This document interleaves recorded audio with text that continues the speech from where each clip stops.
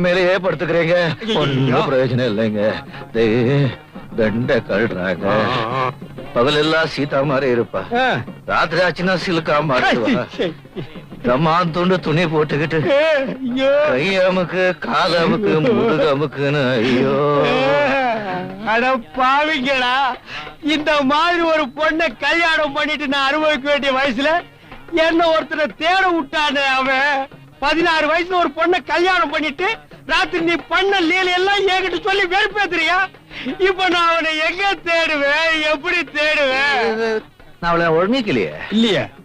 அவன் ஆடினா சிலுக்குங்க, பாடினா ரேவதி, ஓடினா குஷ்புங்க, படுத்தா போதும் ஐயா. உன் பக்கத்துல உட்கார்ந்தே தப்பா போச்சு. இந்தப்பா அந்த லாஸ்ட்ல எனக்கு ஒரு சீட்டு போடுங்கப்பா.